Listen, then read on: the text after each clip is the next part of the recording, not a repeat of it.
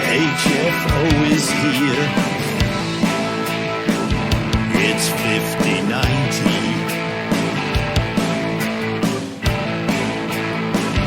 It's 5090.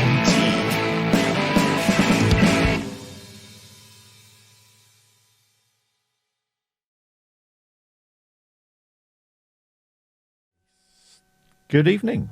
It's a Sunday evening. It's quite warm in here. It's 26 degrees. Hello, Ryako Music. Thank you for tuning in. Yes, I'm back in the studio. I'm back with another 5090 show. And once again, I'm going to talk for the next hour or so and just pontificate about how to make your music sound a bit better. Good evening, Wobby. Good evening, Array of Emotions. Hello. Ryako says, love that shirt. Glad you noticed. Yes, we've got to keep the popular culture references flowing in this show. It's kind of a thing of mine, as you well know. So yeah, it's Sunday night. I'm back on Twitch. If you're not already following me on Twitch, please follow me on Twitch. Please press like if you're watching this on YouTube. There are playlists of this show, which is about making your home recordings sound a bit better. There's also a more general Thursday night show in which I just talk about all sorts of stuff and what I've made over the past week. That is also available on YouTube as a separate playlist. If you don't follow me on YouTube, please subscribe. Please click the little bell icon or the like icon if you're following this on YouTube, because it really helps my analytics. Wobby's just got back from camping. You picked a good week. It's been glorious here for the last 2 or 3 days, and I've spent most of this afternoon sitting in the back garden with an old friend of mine, drinking coffee, and I have had far too much coffee today, so there will probably not be that much awkward silences or me going because I'm wired to the gills at the moment. So, top weather all week, says Wobby. Glad to hear it. Right, let's get on with it. What am I going to talk about this week? I am going to talk about mixing basics. So we've covered EQ, we've covered compression. So what I'm going to do is this week I'm talking about mixing basics. What do I mean about mixing basics? Well, I mean about the process of... No, that doesn't look very well. Get rid of Chris. I mean the process of actually putting your final mix together. So you've recorded all your bits. What do you do with them next? As before, this is my take on a complex and highly subjective topic. Feel free to disagree. This is kind of how I've learnt to do stuff over the last 10 years of using digital audio workstations. I tend to use Ableton, so that's what I'll be using in examples today. Most of the other digital audio workstations out there do pretty much the same sort of thing. There are other ways of doing things. Ryako Music says, bro, you are so wired. You have no idea. This is the fastest you've ever spoke. Yeah, well, yeah, I've had 4 double shot lattes so far today. Feeling pretty good at the moment, but I had a lovely day. Mixing basics. Mixing is, and again, this is my definition rather than somebody else's definition because there are loads of other ones.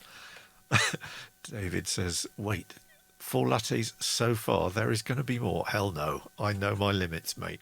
If I see any more, I'll be seeing things other people can't. So, the process of balancing dynamics, relative volume levels, equalization, and effects in a piece of music to achieve the creative intent of the artist.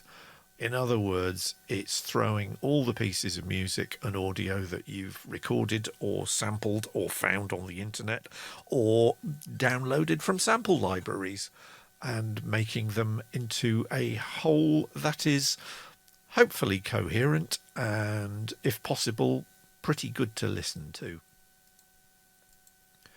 As always, start with the best source material that you can achieve. Means getting audio that is not too quiet, that is not so loud that it's clipping, and that is of an ideal quality, really. Don't cough and splutter through your vocals, don't play bum notes on your guitar, don't set the piano on fire. Just do whatever you can as best you can with the source material. Then you can start mixing it. If your source material's not up to scratch, go back, do some more, do it again. Right, so mixing basses. You may just be a guitarist with a voice, but whatever you're recording, get it organised in your DAW. Sort your tracks so that like are with like. What do I mean by that? Well, let's go to my example. Now, before we start, let me show you a picture. That is the picture. So I very rashly said on Facebook that when somebody actually posted a photograph of this that they'd seen somewhere or other, it's somewhere in the States. I'm not entirely sure where. Actually, is it in the States? Yeah, it must be, because it's a 1-800 number. But that's a UK mobile phone number. Yeah. In fact, this is a UK picture, isn't it? That's a UK traffic light. I'm making assumptions here that I shouldn't have done, which has now completely thrown me, because 0131 is that Edinburgh or Liverpool? Can't remember, but that's definitely the UK. I'm impressed. Right, so somebody sent me this photograph, which is of a lamppost in the UK with various different professions. I have a feeling only one of these is a genuine profession. I could be wrong. So I've already recorded a piece of music called Mole Catcher, which frankly wasn't brilliant. And the reason it wasn't brilliant is because my elbow is still knackered, and I got halfway through recording the guitar track on it yesterday, and it hurt so much that I've put the guitar down and I have not picked up a guitar since, and I probably won't be picking up a guitar again for another couple of days, because it really was quite seriously painful. It's smeared with the Voltarol pain gel that has been helping me sleep for the last week or so. But yeah, when you're playing a musical instrument and it hurts you to play it, it's probably a good sign that you should stop for a while. So that's what I'm doing, which kind of sucks, because I like playing guitar, especially with that collection behind me over there, and the light's not on. So let me just put the light on. Hang on. And ain't that a sign that it's no longer June and that the evenings are beginning to draw in again? Because the first few of these I did and it was still daylight outside when I'd finished. Okay, why aren't I wearing my brace? Because it's hot and sweaty in here and it's in the wash. So yeah, I will be wearing it when it's nice and clean and dried out and ready for me to wear, but that will probably be tomorrow. So for the moment, I'm just making do, and I'm just basically not doing any more DIY this week, not doing any more gardening this week, and sadly not doing any guitar or bass playing either. But this hand still works. I've got the push, I've got all the synths, I've got various other noisemakers around here. So I can at least make some more music, and I can sing. But I'd just like to say a big shout out to one of my commenters on 5090, who described my vocals on one of the tracks that I did this week as gorgeous, deep, dark voice from the sex abyss. I mean, now that's what I call praise. Not entirely sure it's justified, but thank you. Made my week, that did. Ryoko Music says, holy God, I've got a secret. Well, he's not that secret, actually. But yeah, it's a fellow operatic goth rock aficionado. And yeah, I was very flattered. So anyway, enough of me. back to Mole Catcher, Frog Juggler, Chicken Whisperer and Squirrel Matador. I am currently working on Frog Juggler. So let's close down Earth and View, which is my default image viewer of choice, and go back to our presentation. Sort your tracks like with like. All your drums together, all your vocals tracks together, your bass, guitar. Have some form of system, because you've got to have a system. And then when you've got a system, impose it on your audio. So I've been working on this evening for at least 10 minutes. I've got my drum track at the top. I've got a guitar submix, and we'll come on to submixes shortly. Guitar, bass, vocals, synths. And then, because I've downloaded the amazing Spitfire Audio BBC Symphony Orchestra Discover package, I've got an entire orchestra to play with. Then there are these two tracks, which at the moment are both marked as reverb. We've got a Reverb 1, which uses Native Instruments Raum reverb, which is brilliant. And then Reverb 2, which is the Valhalla Supermassive reverb, which is also brilliant. And both of them, well, I think you have to pay for Raum now, but at Christmas, Native Instruments gave it away free to all their application users. So thank you, Native Instruments. It's been very good. But Valhalla is an excellent reverb. It is not subtle. So Ryako Music says, I do it the opposite way, drums at the bottom. I kind of always start with the drum track. As you can see here, I have already got my drum track, and because it's me, and because the title of this track is Frog Juggler, then Frog Juggler to me immediately says prog rock. And if you're gonna do prog rock, then let's do it in 5/4. So I've got a 5/4 drum track. I've also used Arturia's Synclavier emulation from the Arturia V collection. And as I mentioned on Thursday, Arturia, to celebrate their 20th anniversary, are currently selling all their synthesizer emulations at 50% off, including the V collection, which is basically everything. So I've got, and I am absolutely sure this is a Hitchhiker's Guide to the Galaxy reference. It's using a patch called Arthur is Dreaming.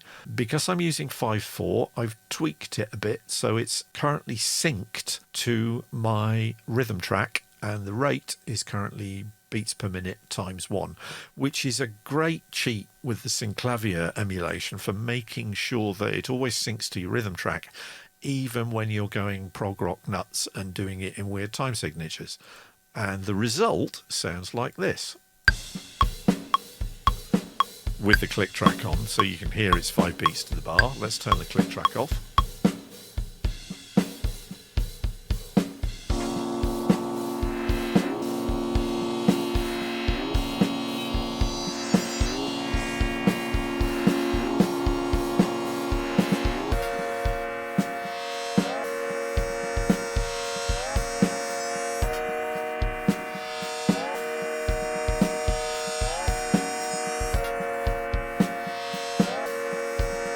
So you get the general idea. It's very early days yet, and I am sure it will mutate into something that doesn't sound even remarkably like this at the moment. But why am I showing you this? Well, you have a number of different tracks that are recorded time-wise from left to right. At the right of the screen, there's a bunch of mixer and routing controls. And what I'm going to do is talk you through some, but not all of these, because some of these are a bit esoteric and they don't really affect the results you're going to get at the moment. But for the moment, let's just say you can see there it says master on all of these tracks. But if I open a guitar submix track, even though there is not anything in it, you can see that it says guitar submix in there. Or it will if I stretch it. Can I stretch it out that way? No, I can't. It just sticks like it. Okay. What this is controlling is the routing of your mix. So let's go back to my presentation. So we've got a bunch of tracks. I've got my drums at the top. Mel might have her drums at the bottom. I've got various vocals, bass, guitar, whatever else. Whatever your track is, sort your tracks, get them in an order that you really like.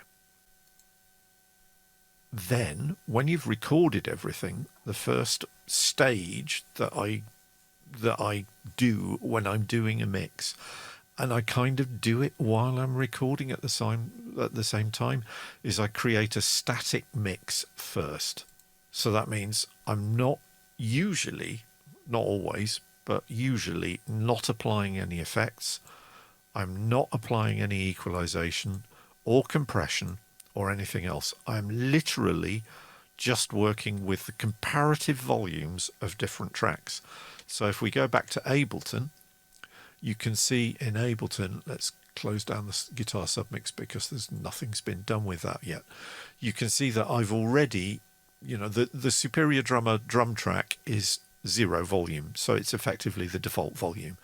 But I've got the synclavier that I've used for the verse patterns down at minus 8.7 dB. So I've already turned it down an awful lot. Before I started the show, I was just about to start another iteration of the synclavier with a different chord, different patch on it, which is this one,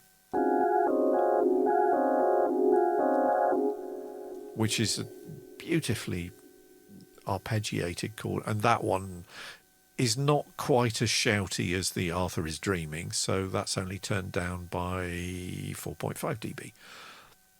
So I'm mixing.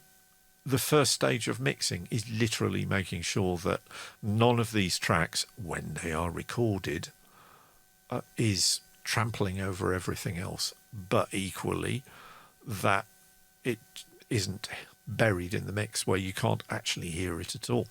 Sometimes you might want very, very slight subtle effects that aren't above the threshold of conscious hearing, but you're kind of hearing them unconsciously or subconsciously.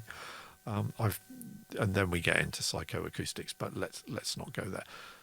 So you've got a whole bunch of tracks. You're using the basic volume on each track's volume control, which is this little control here.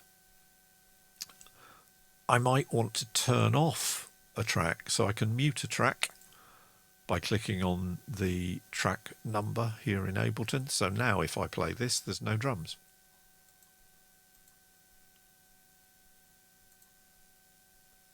And again, bring the track back.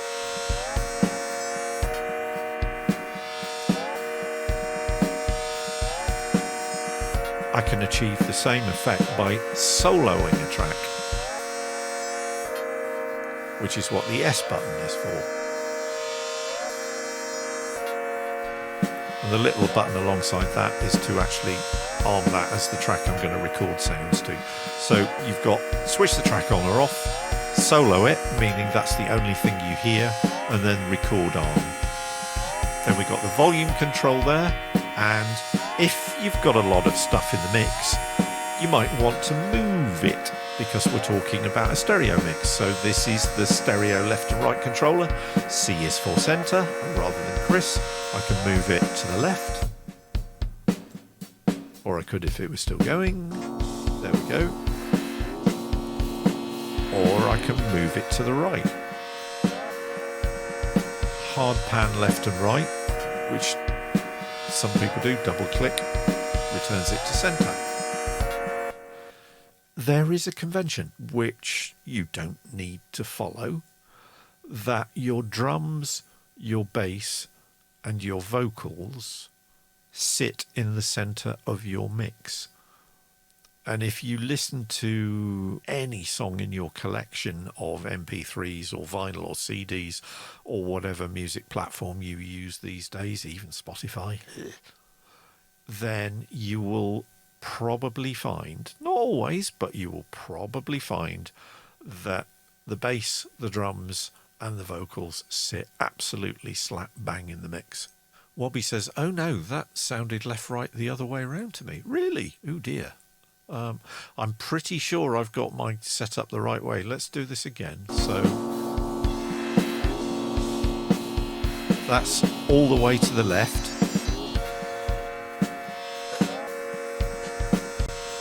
And we'll bring the synths all the way to the right. And that's definitely what I'm hearing on my system, mate. Sorry about that.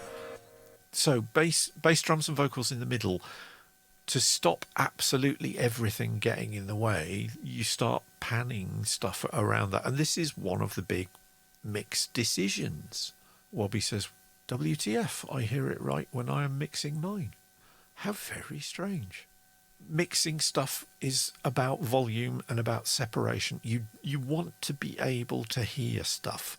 So it's not about turning up everything so everything is louder than everything else, which is the Motorhead way of doing everything, and it works if your name is Lemmy. You want your mix to let people hear everything clearly and without mud and without woofiness or things getting in the way of each other. And stereo separation is a good way of doing it. But for the moment, create a static mix first. Just work with volume and left and right separation should you wish. Let's go back to Ableton and what we were looking at. So each track in Ableton, let's go back to Ableton. Each track in Ableton routes its audio in a particular way. You start with the WAV file or the MP3 file or whatever else you have recorded, and you will have multiple tracks. You can have as many as your computer will deal with on most DAWs. My physical hard disk recorder has 32 tracks on it, but even then it also has the ability for me then to route the audio from that track into an effects processor and a volume control, and then route that to the master bus, which on my physical mixer and my hard disk recorder is labeled main or master. That's the stereo mix. That's the thing that you are going to burn to your CD and stream if streaming is your thing. So it's a process of taking audio from multiple tracks, combining them all together into a master stereo track or a 5.1 mix if you're really flash. And then that's what goes off to the customer. But to get the audio from each individual track to the master track, it can take a lot of different routes. And this is where people get confused or overwhelmed or just generally go, oh, I don't want to know about that. I'll just do 2 tracks in Audacity and call it done. It is really simple. It just requires a bit of following the arrows, so to speak. Track in this box here on the left is your recorded audio. You can then impose special effects. Now, last week we talked about equalization. The week before we talked about compression. Those are both types of effect that change the quality and the dynamics and the personality and the timbre of the track that you recorded. Those effects may affect the volume of that track. So you may then need to adjust the volume to make it louder or quieter to compensate for the effects that you've made.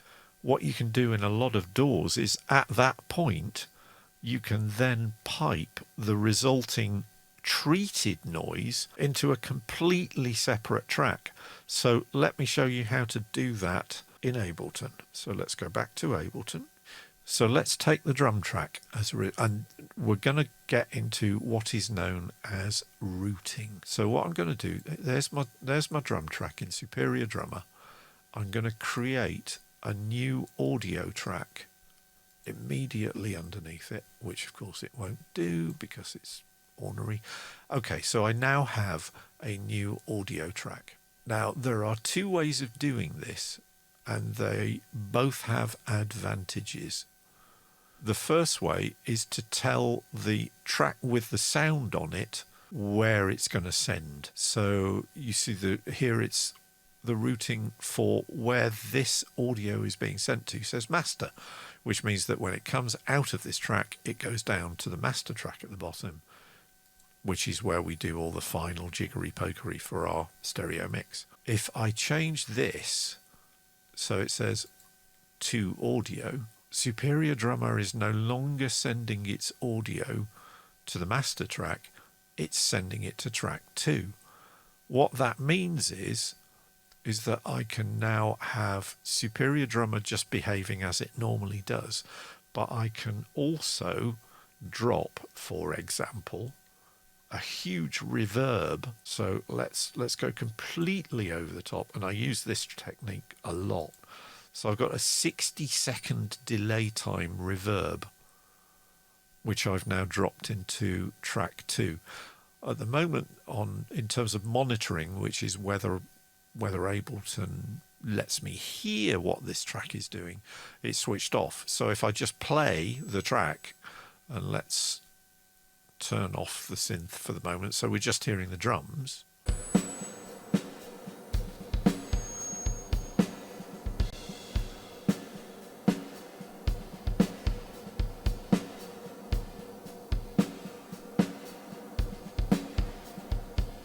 So if I turn that up,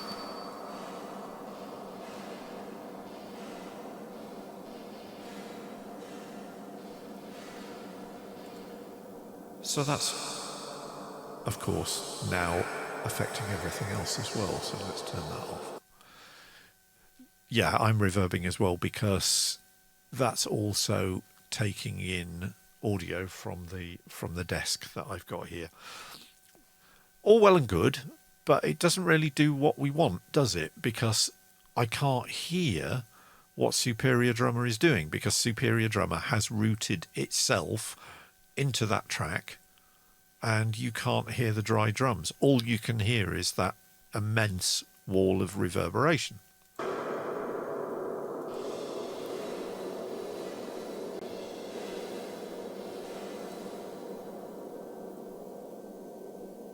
Which is fine if you want your drums to sound like they're at the bottom of a cooling tower in a power station.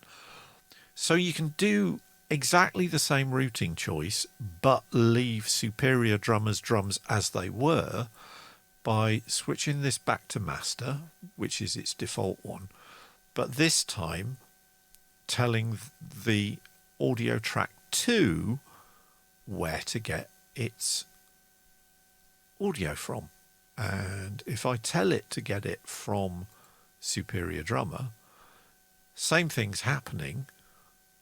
Audio 2 is now receiving the output from the Superior Drummer track, but now Superior Drummer is still sending its stuff to the master. So what you get this time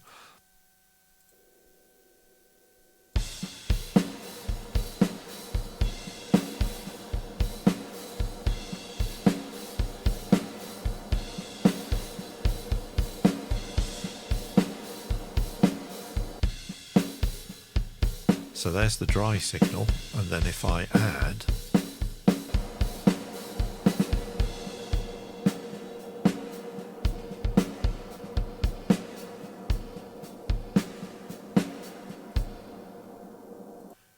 so I picked reverb there because it's a really obvious effect and you can tell what's going on.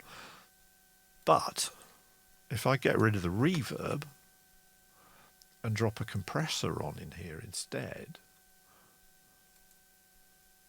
and we'll have a mildly aggressive preset from Ableton, and we'll have a look at the transfer function with this thing. So this is now receiving audio from the drum track, but it's compressing it.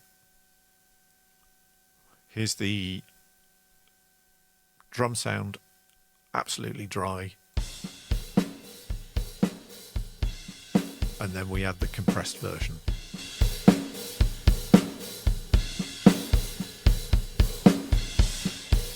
Let's just make sure the knee's in the right place. So you can see down there that we're more or less in the right place for that. but you can probably tell it's completely changed the character of the drums. Let's turn it off again.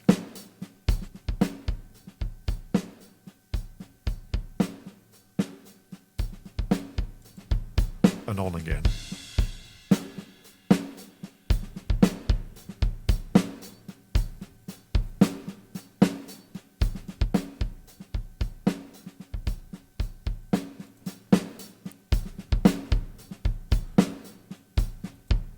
So it's kind of not subtle.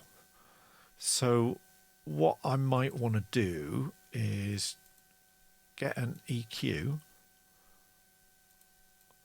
drop the EQ before the compressor, and we'll just massively boost the kick drum at the bottom. And we'll give a nice boost to the cymbals and the hi-hats. Let's turn off that. So we've got a nice boost there. Let's change the Q on that to make it a little bit smoother. So I'm basically pushing the high end there and the low end, maybe just cutting the mids on the feed to audio 2 on the compressed track. So I'm not doing anything to Superior Drummer's own audio. Ryako Music says, why not drop the effects directly into the drums track? I'll come on to that in a minute. But let's just hear what the results of that is. So I'm going to start with just the Superior Drummer on its own, and then I'm going to drop the boosted EQ for the lows and the highs, and quite an aggressive compression, so the ratio is 4:1. Here we go.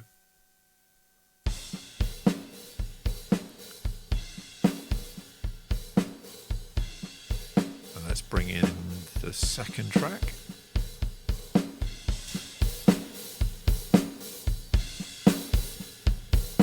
Let's make the compression even more aggressive.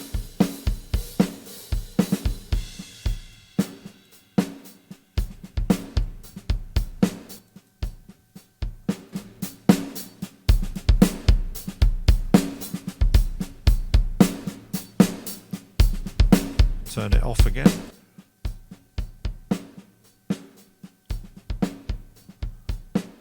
Back on.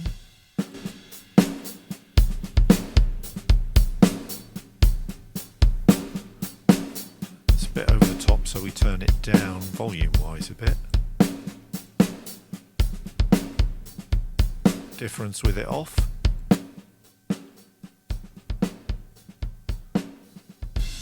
And then with it on.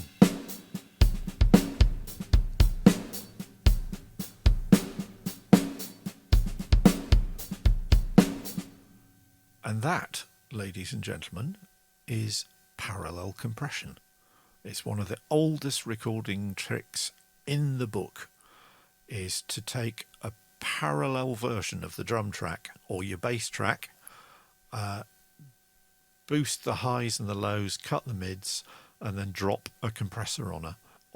And those two tracks combined will really bring out the punch. Well, I mean, you heard what it did to the kick drum. It's immense. Let's hear it again.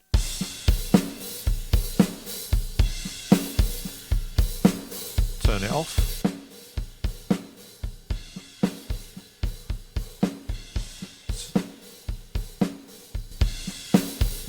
So I want to try and balance the volume so you hear effectively the same. There's no difference in volume. It's the dynamics of it that you should hear change. That's nearly there, isn't it?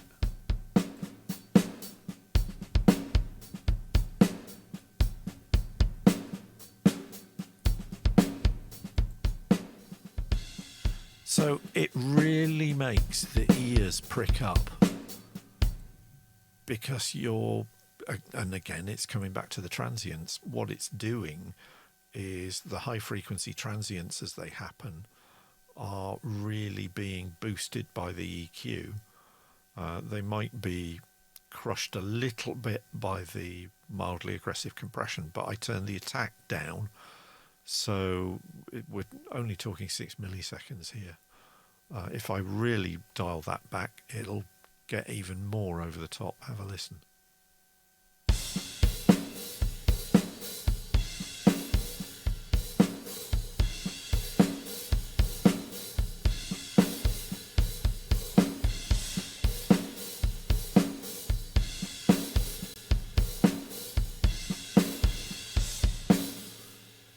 So really gives your drums a boost. There are other ways of doing that. Mel said, why don't you drop the effects directly in the drums track?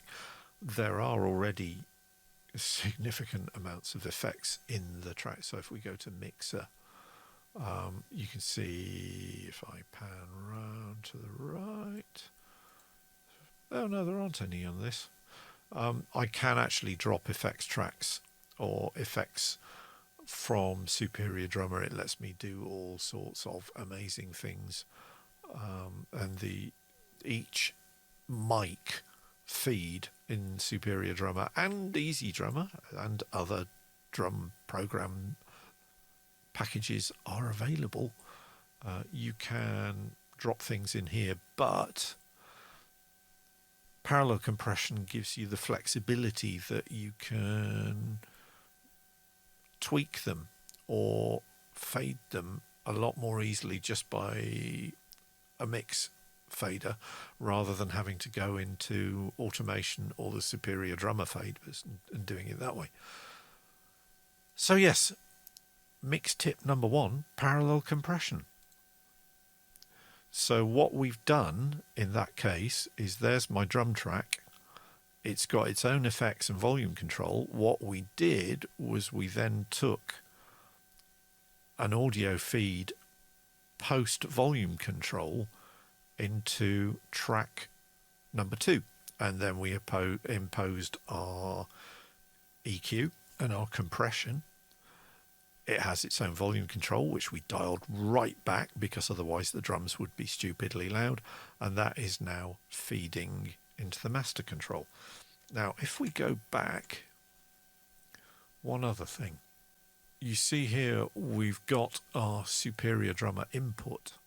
What Ableton is able to configure is I can pick whether track number 2 gets the audio from track number 1 before any effects that I drop on track number 1, after any effects that I drop on track number 1, or after the mixer. In other words, if I hit that post mixer and we solo, well, if we hit that, right, that's now post mixer. What happens when I play the drums and turn the volume control down here is that because track number 2 is acting on the audio after the mixer on this track, it's now not receiving anything. But without changing the volume on Superior Drummer, if I switch that to, say, post effects, I get the sound again, because track number 2 is now receiving the audio from track number 1 independently of the volume control on track number 1. So let's set that back to 0. And again, if I, just to show you, so we'll do it really unsubtly, here's an echo on the drum track.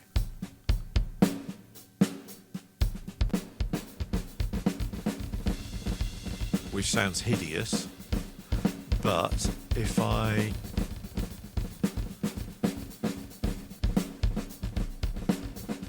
mute that track,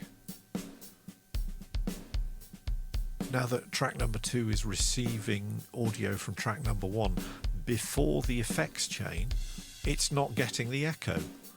So track number one's off. Track number two is getting the audio from track number one before it goes into its effects chain. If I change this to post effects, we'll get the echo.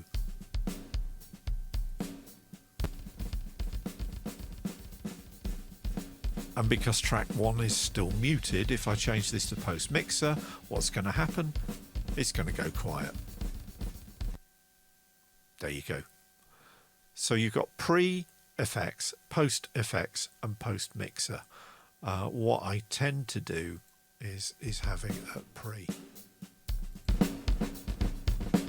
And let's get rid of that echo because that is absolutely horrible on drums. Thank you very much. Okay, does that make sense? Ryako Music says, how often do you use parallel compression?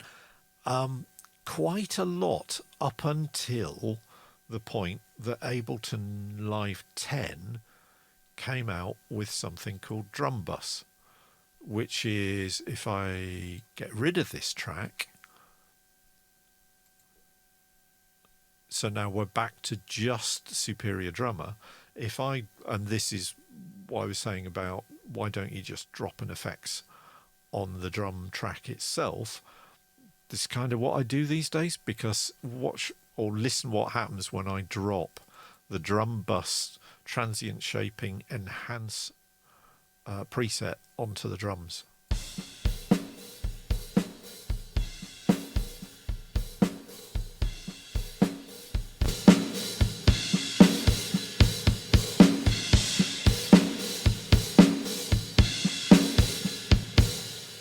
It effectively gives me a parallel compression effect just in a little predefined box, and I absolutely love Ableton's Drum Bus preset, and particularly the Transient Shaping Advanced, because it lets you overdrive the signal. You can pick between soft, well, let me give you a demo of some of the different effects just on the same drum rhythm.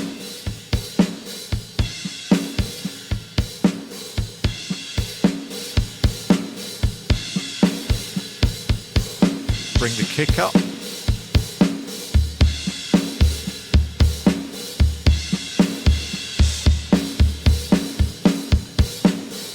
Give a bit more crunch to the snares. And also really brings up the transient on the kick.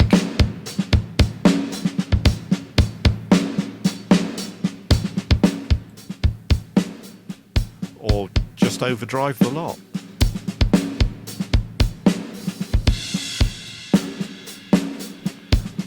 The transients I can really push.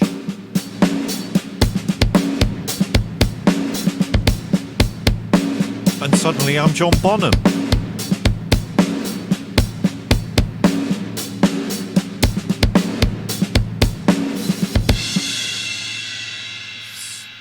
Loads of fun with that.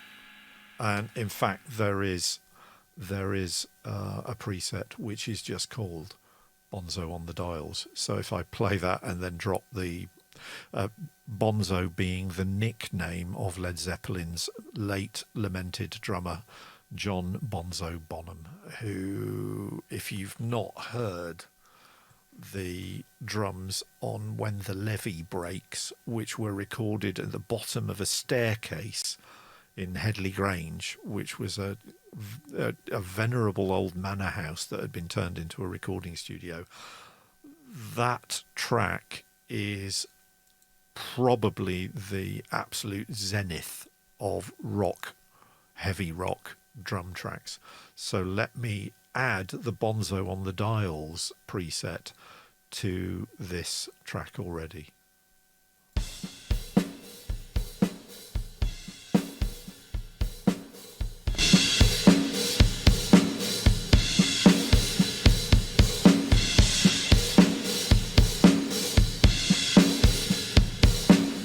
Not subtle. How influential was the When the Levee Breaks track? Well, if I delete that and actually open Superior Drummer and we'll go to we'll go to drum kits, and we'll have metal. Is it metal? No, it's not metal. Where is it? There we go. So the roomy kits. There are two that I will draw your attention for.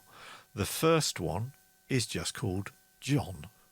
So I've switched kits now. This is no longer the Yamaha kit that I was using, and this makes quite a difference to the drum track you just heard.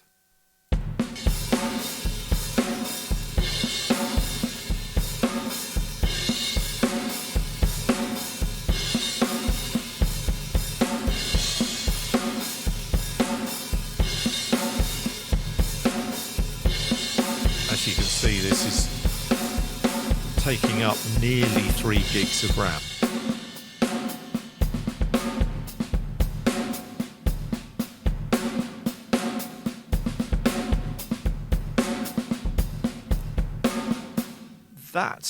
That's a pretty good emulation of John Bonham's drum sound.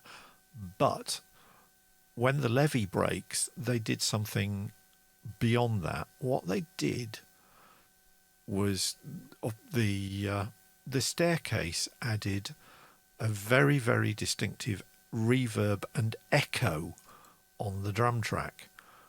And lo and behold, the folks at Toontrack have duplicated that. And this is the result.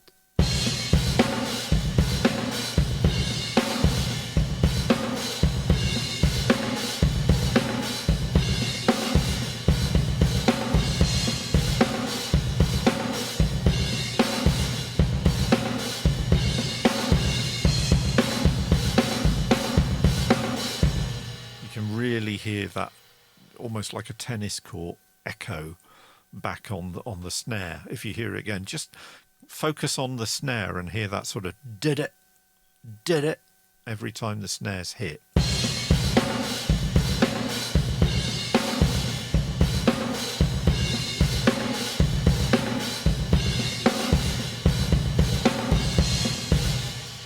So lovely sound, but it will completely overpower your drum track.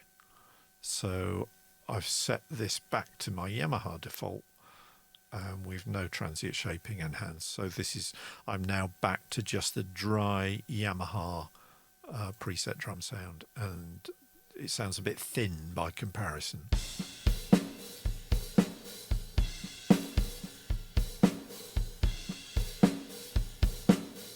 But it's always good to know I've got John Bonham sitting in the background ready to be called in should I need him.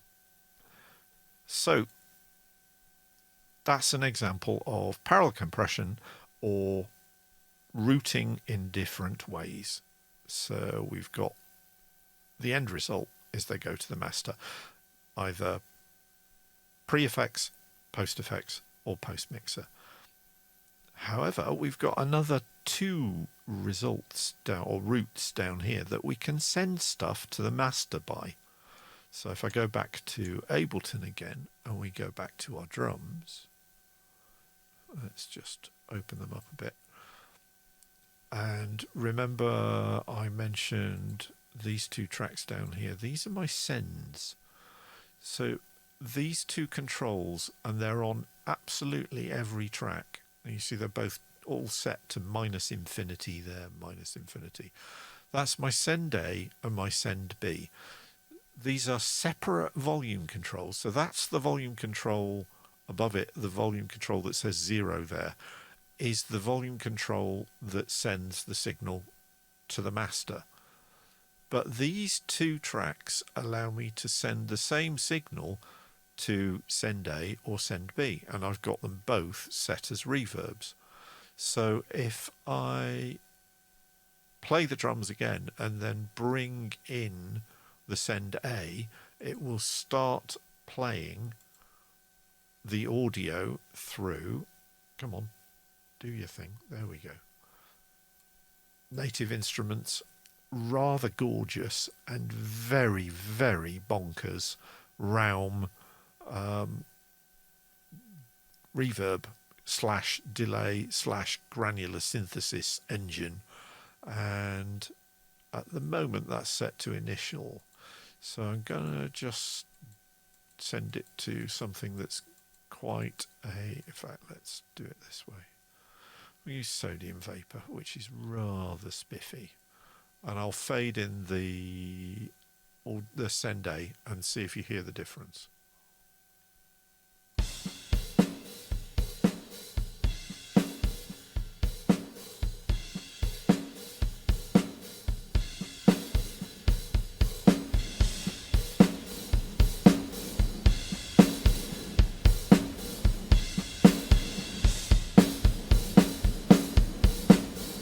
Hear the difference? Let's try a different patch.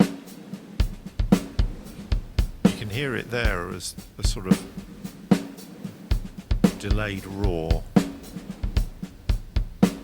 Turn it off. And then all the way up. Let's try a different patch.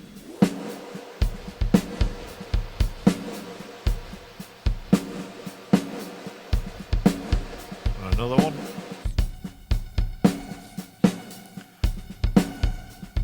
So that's adding a resonance to the original track. Turn it off.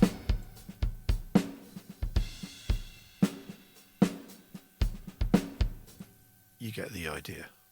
So what I've done is I've added reverb to the drums, but without dropping a reverb actually on the drum track. Why would I want to do that?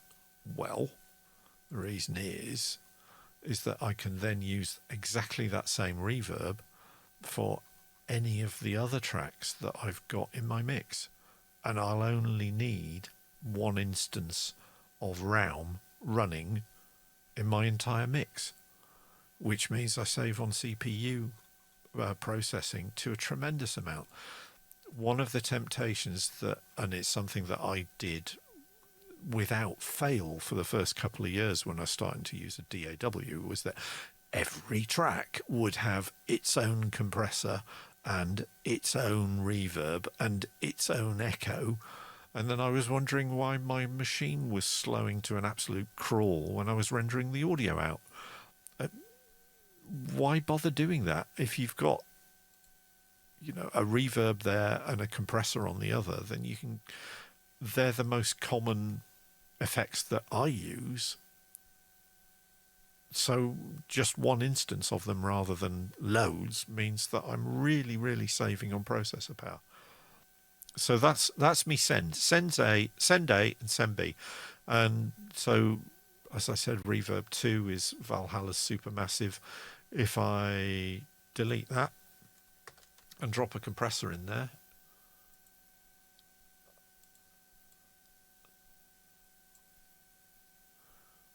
there it is. So now when we open that, it will eventually, it might take a while to notice, it will change from saying reverb 2 to saying compressor. But I don't actually want a compressor on that track, so I'm just going to Control Z and bring Valhalla back. Okay, so we covered parallel compressor, we've covered send A's and send B's, and again you can have chains of effects there. They've got their own volume controls. You can automate the volume controls, and this is something that I do. Hey, Anoarius. Hey, just joining in. What are your go-to reverbs? Mate, you are the person who turned me on to Valhalla's Supermassive, which is this one here, which is gorgeous. Other than that, it's the Native Instruments Realm, which I use an awful lot. And when I'm running in parallel, as I said earlier, we were talking about taking a send from Superior Drummer, I just use Ableton's own audio effects and tend to stick with the 60-second reverb. So let's continue. We've done our tracks. We've done the different ways of getting the audio from the track to the master. routing choices. So like I was saying, we've got pre-effects where you can send the audio before you've done anything on the initial track. Post effects, you add effects to the track before you send it on somewhere else. Or post mixer, where it becomes subject to the volume control that you've imposed on it from the volume control on the track. So grouping your tracks. Remember I was telling about organizing all your tracks. So if we minimize my sends on here and my masters again, you can see I've got a guitar submix, a vocal submix, which I can expand. And I usually have a couple of verse vocals and three vocal tracks for the chorus. And I will usually pan them left, center, and right, so I get a bit of spread in the mix spatially. Then we got the synth submix, woodwind submix, brass submix. You can see what I'm doing. I'm grouping like with like, but a submix, and by a submix in Ableton, what you do is you highlight a number of tracks. So if I create, say, an audio track, and we call this harmonium, and then if I duplicate that a few times, so we've got maybe 4 tracks or 5 tracks of a harmonium because it's prog, and why wouldn't you have 5 tracks of harmonium? I've selected all 5, and now I can just group tracks. So I've now got a group of harmonium tracks, and what it means is that rather than having to adjust the volume for each one of those tracks separately in the mix, I can control the volume for all 5 with a single volume control there. So let's get rid of those because I don't actually have a harmonium, much to my shame. So what I did, I created a new mix bus. A bus is literally the strip across your DAW from one side to the other, or on my physical mixer, which I'm not sure. Can you see? You can't really see it with the zoom, which is a shame. I can't really move stuff around at the moment. But the mix bus, you assigned this you assign tracks to your mix bus, your subgroup, instead of the master. So if we go back to Ableton again, remember it was showing where things were coming from and where they're going to. So the guitar submix is going to the master, but the individual guitar tracks are routed to the guitar submix. So whatever audio I record here will actually go to this track. And it's this track where I can edit the volume. I can still edit the volume here. I can add individual tracks here. But in grouping all my guitar tracks together into a submix, I can control the mix far more usefully. And if I want the same echo on all 3, 5, 17 or 137 guitar tracks, I can just drop one instance of it on the guitar submix rather than having separate ones on each one and having massive increases in the processor load, which, as you can see at the moment on this machine, considering I'm running a bunch of stuff, including a presenter and OBS and streaming to the internet, is ticking away quite happily at between 7 and 9%. I wish it would stay there when I really get carried away with one of these tracks. So submixes, they allow you to mix multiple tracks with one control. It just makes life easier. And as I was saying, it means you can apply one instance of an effect to multiple tracks rather than many, which of course you can again on send and returns, but it reduces your CPU load. Sends and returns we've pretty much already covered. You use one instance of an effect on multiple tracks. It makes the tracks fit together. I'm not exactly sure why. There's a certain amount of psychoacoustics going, which is Psychoacoustics is the audio field's equivalent of the word quantum, because it just means, I don't know why it happens, it's quantum. Well, if you're an audio engineer, you don't say, it's psychoacoustics. But there is proper science involved, and we will come on to that in a moment. Are the buses different functionally in Ableton compared to Reaper? No, they're not. They're all pretty much the same, and they're the same as Cakewalk. And all right, the bus controls on Pro Logic are a little bit more fancy, and you can have more of them. Ableton, basically the send buses, you get A and B. I think Pro Logic, you can have multiple sends, and you can pick where they go to and do all sorts of strange things. Top tip: watch some of Devin Townsend's Twitch streams where he's mixing stuff in 5.1. It's jaw dropping what you can do with that. But for the moment, yeah, let's just say they're pretty much the same no matter what DAW you're using. Well, there you go. You can probably do as many sends as you can. Well, I know you can do as many sends as you want in Ableton, because as we were saying earlier, with the two ways of doing things, you've got your choosing your in, and these are all the in tracks that I've got, but I can also configure my sends to wherever I want. So yes, you can. And again, it's all about reducing the amount of CPU power. So we're talking about mixing. We're talking about effects, particularly impression, will alter the relative volume levels of your tracks. Remember I said you start off with a static mix, get the relative volumes of everything in your track, how you want them to be, without effects, without EQ, without compression. Start with the basics, and you use effects to sweeten the mix rather than, and I mean, this is me talking, and I can't believe I'm saying this because it was something I've only learnt to do in the last few years, is you work with effects at the end. Ryako Music says, I usually group a bunch of the same instruments, then drop FX into the group, but I'll try the submix time thing next time.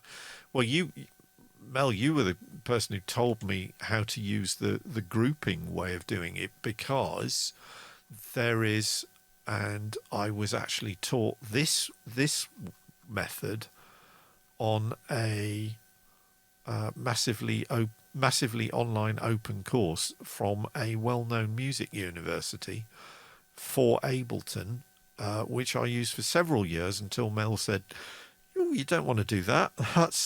And Mel's route of grouping using Control-G actually works a lot better than this version, which I'm going to show you. So let's, again, we will have, I'm going to Control-D this, so we'll have 4 audio tracks.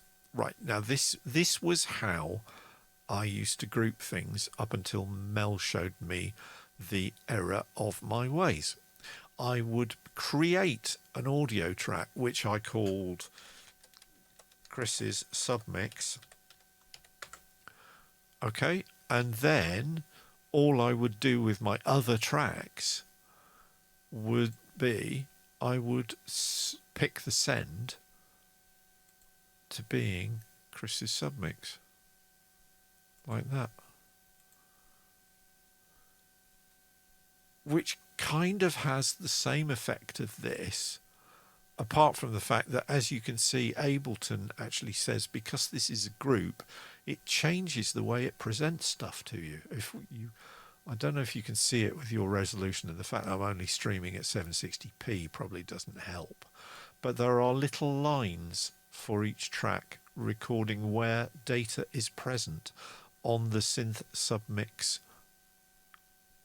track, and I can compress it right down like that, So you will get multiple little coloured strips of each track in the submix, which my old method doesn't do. It's a bit rubbish, really. I also found that method, although I've used it for years. Let's delete those because I really don't want that on. It's an abomination.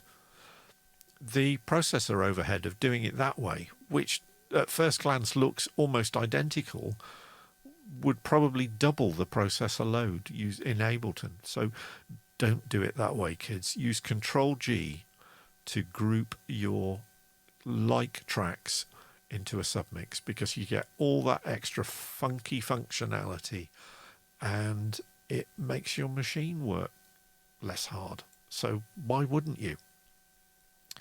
So effects, particularly compression, alter your relative volume levels, adjust volume levels as you go. Less is more. Leave the effects out as much as you can, unless it's a creative choice. But I've found if I notice an effect being used on one of my tracks, it probably means there's too much of it, and that's particularly true with me these days on vocals. If I can hear the reverb on the vocals, then I'll usually nudge it back a good couple of dBs. Yano Aries says, I do a reverb track and send all tracks there and adjust the send level so all the instruments have the same reverb.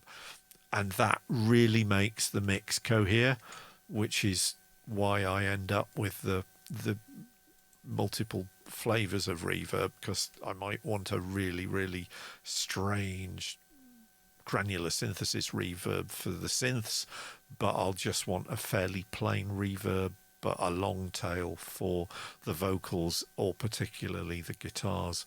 So at that point, the Valhalla Supermassive is absolutely my go-to for doing that.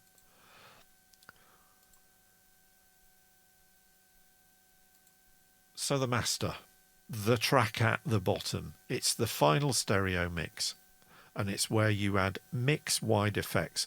When you've got all of these tracks balanced in the stereo mix to the right volume levels, that's when you start work on the master.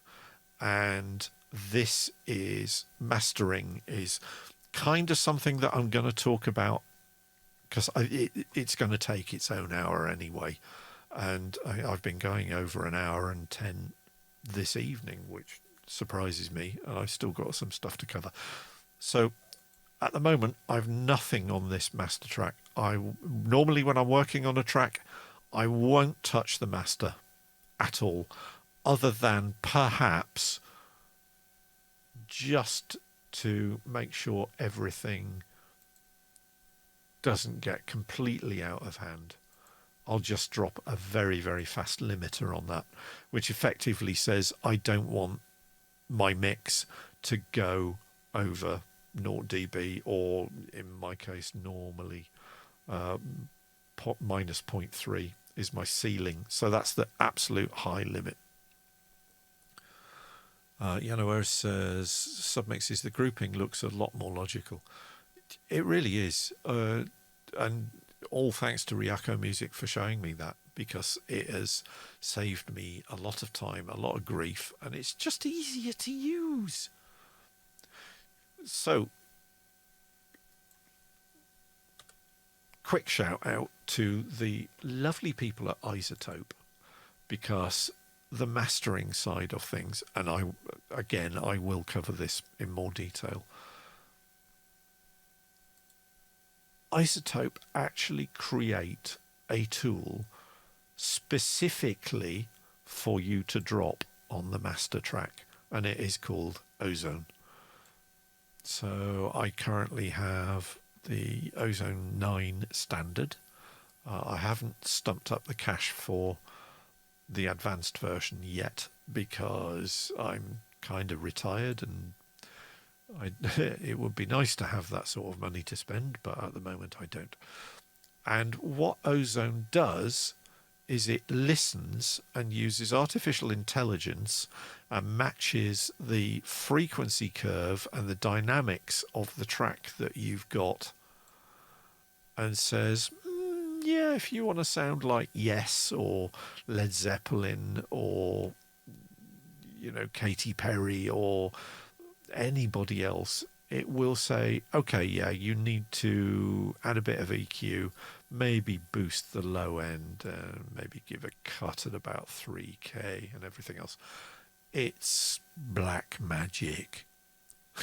Januaris says, got to sound like Styx. Well, I have a plugin for that. It's called Vocal Synth 2. If you listen to my track Mole Catcher, in which I use most of the sort of vocoder Mr. Roboto type tricks to try and divert attention from the fact that the track ground to a halt or crashed and burned after the fact that I discovered I can't play guitar at the moment because my elbow's knackered, then check out my 5090 track Mole Catcher for sounding like Styx. January says, oh, that's sweet, I've got to go listen to it. Yeah, you'll regret it, mate. It's awful. I can't listen to it, and I only made it yesterday. It's that bad. So yes, mastering Ozone.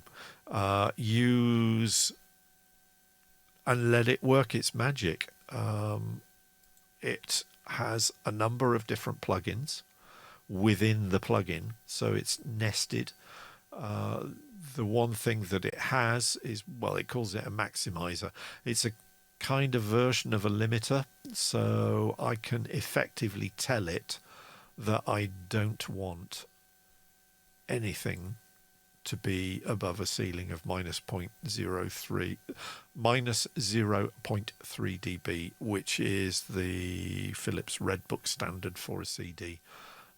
I can change the threshold at which the maximizer works, and that will effectively give me control over the loudness.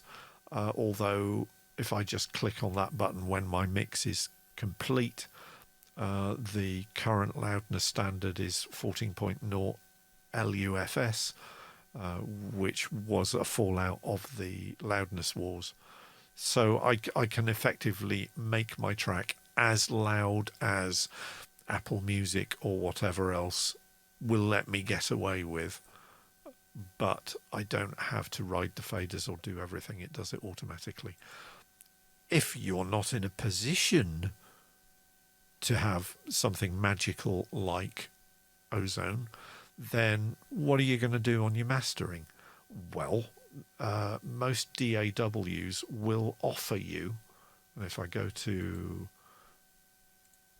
Ableton, you see there's a selection of audio effects here called Audio Effect Rack, and lo and behold, there are a selection of predetermined audio effects racks, which are collections of audio effects. So I might have, say, a full chain master. This was what until I bought Isotope, this was what I used on my master track. So if we get rid of Ozone, if I drop the full chain master preset from my audio effects in here, it's so long since I used it, what do I get? So I've got a nice little, very, very simplified collection of controls. So I can enhance the stereo field, I can enhance the amount of compression, I can excuse me, I can change the amount losing my voice now. I can change the amount of compression in the mix from a completely dry to completely wet. I think I'm completely dry at the moment. I should have brought a drink in with me, and a limiter gain. What I can do is I can show you the chain list. So what have we got in here? Whoops, There we go. So there's an equalizer, there's a glue compressor, there's an overdrive, which lets me give a bit of grit to the mix. There is a very simple stereo mix, stereoizer, so it controls the stereo width. There's a proper limiter, and then I can actually look at what is being shown, and I can even pop that out into a separate window. So there's nothing in the mix at the moment, but if I play it, it shows me where the so if I double click on this, I can pop it out. So it's telling me where the main frequencies are. What I can also do, if I can remember how to do it, because I haven't used this for years,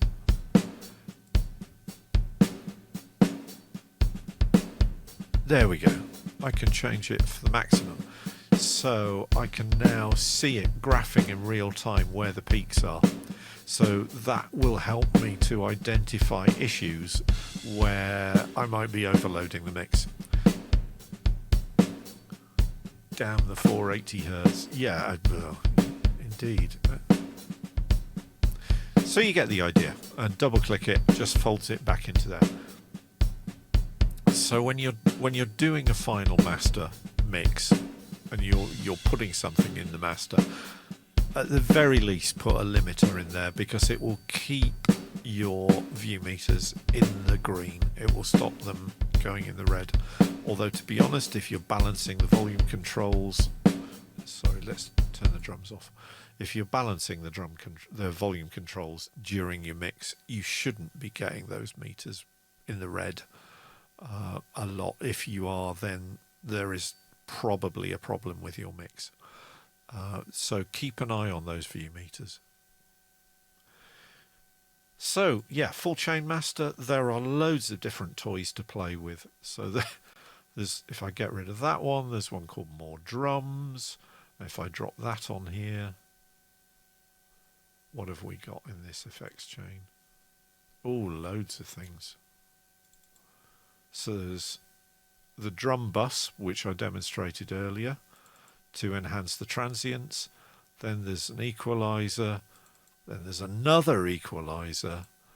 Then there's a saturator, which adds, strangely enough, saturation to the mix, which basically means you get distortion and a slight amount of clipping to the signal, like they used to do when you recorded stuff on little strips of plastic with iron oxide glued to it back in the early days of my childhood. There's what else? There's a reverb on there. There's absolutely loads of stuff. Stereoizer again, compressor, and then a final compressor, which is the limiter. And again, it's set to minus 0.3 because that's the traditional high ceiling for a CD. And you can make your own mastering chains in most DAWs. If your DAW allows you to create effects racks, then you might have a particular favorite collection of effects devices that you want to use, or you might want to. I mean, it's this. A lot of this is about the drums. It's about either bringing out particular qualities of the drums or overdriving them. So we're back to John Bonham again. Overdriven tape, which will be a lot of saturation. Pressure generator, which will mean, if you remember what we were talking about, compression going back to making things starting to pump. There is actually a set called Pump and Slump, and punchy drums, punchy bounce, rough house, small speaker master, snare enhancement, squeeze chamber. They all do different things. Play about, find effects combinations, or just, if you've got presets, don't rely on presets, but use them see what they sound like, and if they do stuff that you think, ooh, that sounds rather like the sort of thing I'm looking for. So that's your master bus.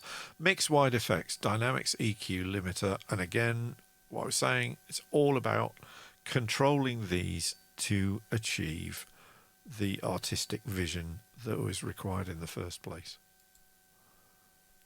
Right, this is important, and it's something that I am not good at doing because your ears get tired.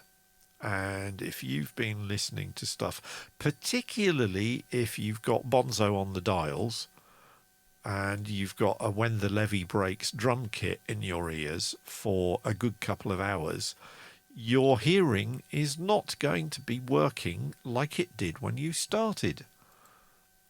So taking breaks will help you get a more accurate mix. Switching sources will help you to get a more accurate mix.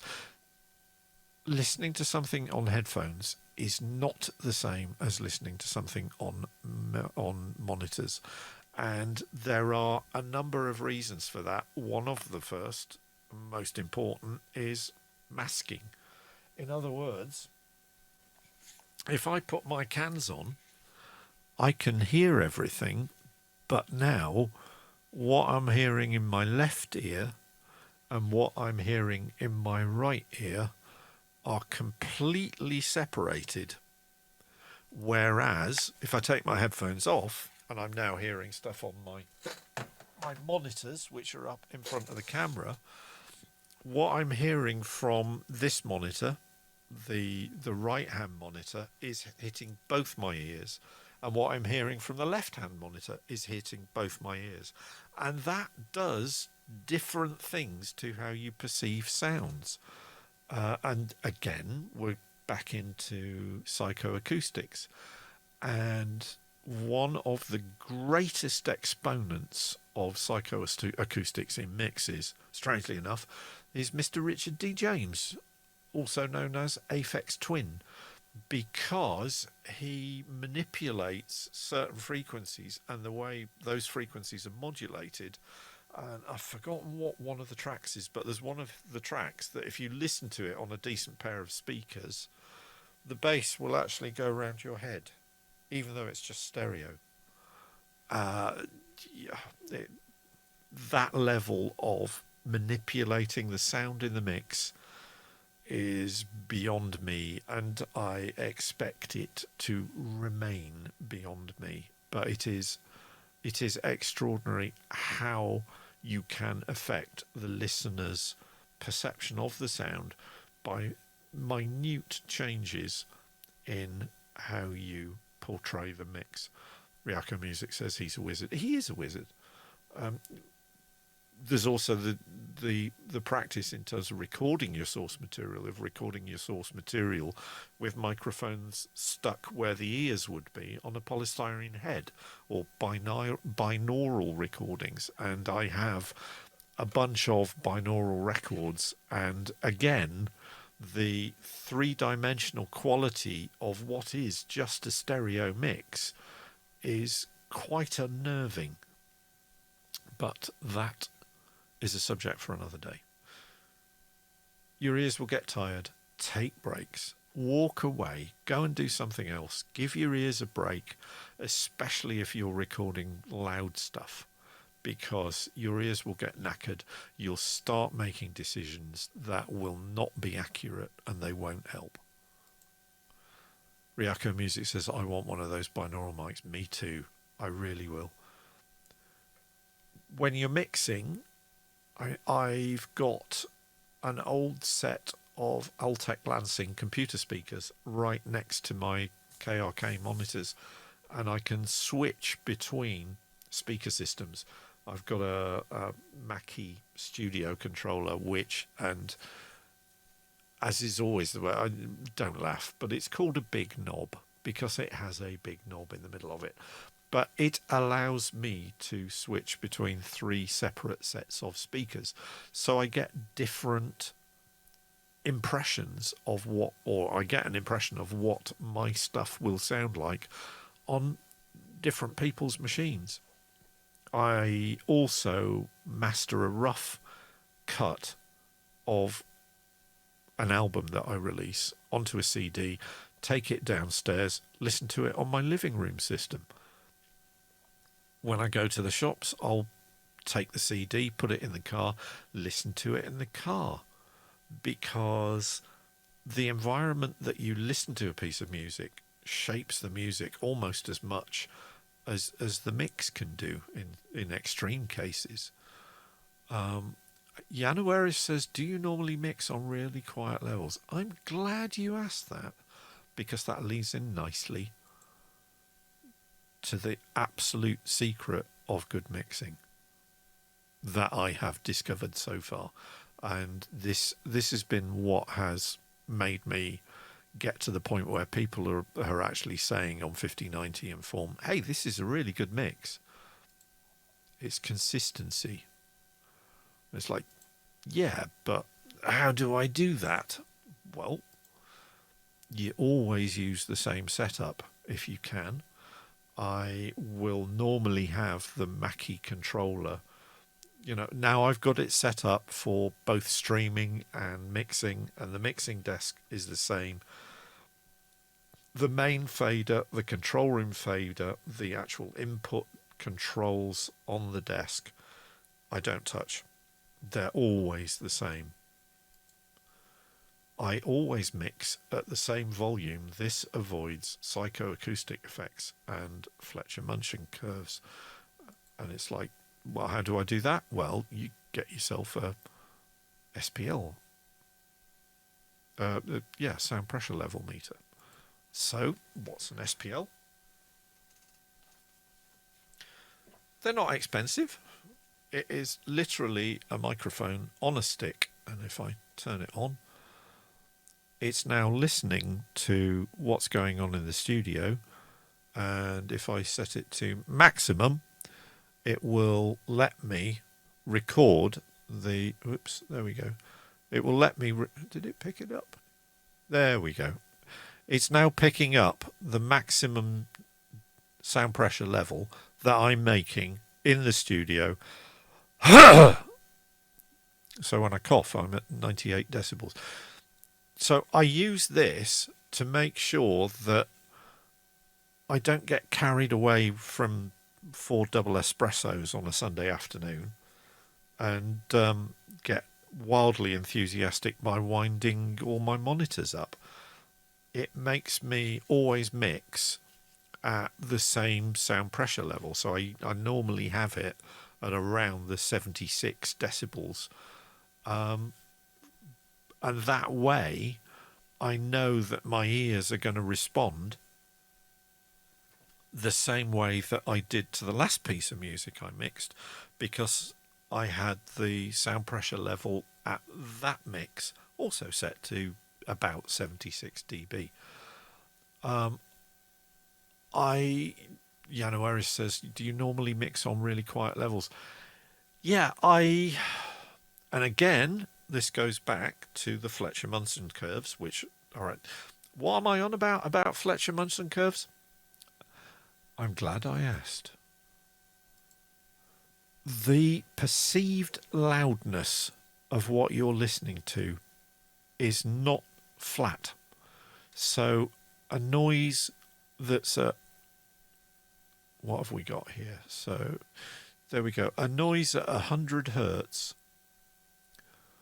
that is at 25 dB will be perceived as being equally loud to 1000 hertz noise at just over 3 dB. So the Fletcher-Munson curves are blue. So this is if the perceived loudness against frequency of the human ear. Let's get this the right way around. The sound pressure level is how loud it actually is. So this axis on the left is what my little trusty sound pressure level meter is showing me how loud it is. But the blue line is what Fletcher and Munson, who did their original research back in 1933, discovered that people said, yeah, well, that's as loud as that is. As the frequency goes up, then the perceived loudness gets higher. We're not very good at picking up low frequencies. They need to be pretty loud for us to notice them. And again, you see it spikes tremendously above 15k, but that's probably because most people can't hear much above 14, 15k. January says, so that's why bass amps need so many damn watts. Yeah, to give the equivalent oomph of your guitar player who's screaming away, shredding his head off at about, 500 hertz to 1,000 hertz. Your perceived, and remember, this is decibels, so this is a logarithmic scale. So from 10 to 20 decibels is a doubling in effective power. It's Fletcher Munson curves were originally, am I remembering this right? As far as I remember, they were originally researched by using headphones, and the ISO 226 is a much more up-to-date version. And they found there's a fairly decent match, but I think most of the ISO 226 research was done with loudspeakers. Could be wrong, which is why there's such a divergence at the bottom end. And as I say, the difference between loudspeakers and headphones in terms of what you hear and how you hear it is very different anyway. But these are FONs. A unit of loudness is a FON. Januarius says, I have very good gigaworks speakers, but as I turn the volume dial from like 12 o'clock to 4 o'clock, the perceived loudness barely changes. Yeah, that's interesting. And again, maybe that is because it is boosting the stuff at either end of the scale rather than the mids or the low highs. Who knows? But that is my little introduction to loudness, and that's kind of the end of this week's little presentation. So I hope that was kind of useful. I hope you learnt something from that. Eris says nice. Thank you, mate, and thank you for stopping by. It's nice to see somebody other than Mel, Dave, and Wobby turning up on these things. Ryako Music says that was great. I learned a lot. Thank you. And Wobby says nice one, Chris. Thank you. So, yeah, there is a trainer's saying, which is if you want to understand something, teach it. And I am learning an awful lot just through talking through all these things. So if it helps you as well, if you're watching this after the effect on YouTube or on the Twitch archive, then I hope it helps you too. I will continue doing these. I've got quite a few other ones lined up. Like we definitely have to do one on mastering now that I've sort of set up this week. So we'll probably do that next week. Just need a bigger advert budget. Oh yeah, I tell you what. Watching the opening credits, it's like. I think I need to refresh my opening credits because there's a lot of new stuff I can put in here, and the place is completely different from how it was when I started these live streams 12, 13 weeks ago. So, with that, I'm going to call it a night. So, thank you very much for stopping by. Thank you for cheering me on. Thank you for heckling me. Thank you for pointing out things that I missed. And hopefully I will see you again this time next Sunday for the technical stuff. Also got the Thursday night show, which is at 19:30 BST, which is 20:30 Central European time, or wherever you happen to be. Please come and join me for that when we'll be talking about wrestling a few more tracks on my Mole Catcher, Toad Wrangler Squirrel Matador. That's going to be fun. I haven't decided what I'm going to do for Squirrel Matador yet. Got some plans, but it will probably be in an odd time signature because prog. So, with that, stay well, stay sane, and stay safe, and I'll see you next time.